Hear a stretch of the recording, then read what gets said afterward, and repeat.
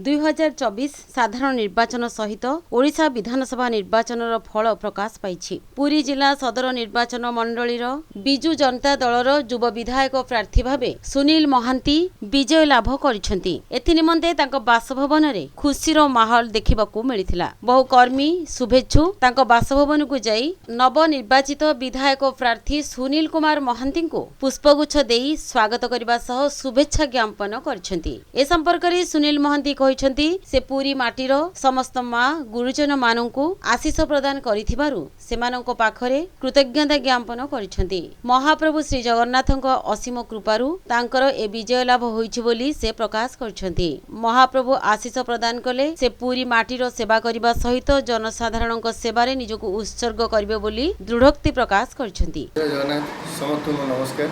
महाप्रभु श्री जगन्नाथ आशीर्वाद पुरीवासी पुरी प्रत्येक माँ प्रत्येक गुरुजन युवपीढ़ी मैंने भाई भौणी मैंने समस्त आशीर्वाद भल पाइबा स्नेह श्रद्धा और जो विश्वास मो पर रखिंट से विश्वास आपण मान अशेष अशेष धन्यवाद जनाऊँ। आपण मैंने जो दायित्व मत बसई से दायित्वर प्रत्येक दायित्व को प्रत्येक दायित्व से जो पदर प्रत्येक दायित्व को मुझे सुचारू रूप पालन करी। ए समय गोटे परिवर्तन आम देखीचे। मोर मन पड़ुछि मो पिता स्वर्गत महेश्वर महांती 1995 मसीह प्रथम थर जो विधायक होते पुरीर दायित्व नहीं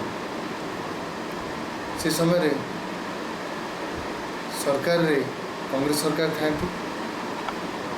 विरोधी दल से विधायक भाव में यात्रा आरंभ करते से समय सरकारी दल जिते विधायक थे से जहाँ कर मो पिता ता कर देखी पारे। आज से ही एक परिस्थिति में मुझे विरोधी दल विधायक यात्रा आरंभ करने जाऊँगी कि ये कही रखा चाहे पूरी माटी मो प्रतिज्ञाबद्ध अच्छी विरोधी दल हो कि सरकार दल हो मो कम कौन मात्रा पछेबी ना और पूरी मोर दायित्व रही सुचारू रूपे पालन करी और आपण मान आशीर्वाद भल पाइबार स्नेह श्रद्धार निश्चय सफल हम। जगन्नाथ महाप्रभु को प्रार्थना कर करुणा बजाई रखते मो पर जमी पूरी माटी पूरीर सेवाई मोर 100 ରୁ 100 भाग देवी और शेष निश्वास पर्यंत मोर अहर उद्यम पूरी माटी सेवाई मो द्वारा जहाँ संभव पूरी निश्चय करी। जय जगन्नाथ।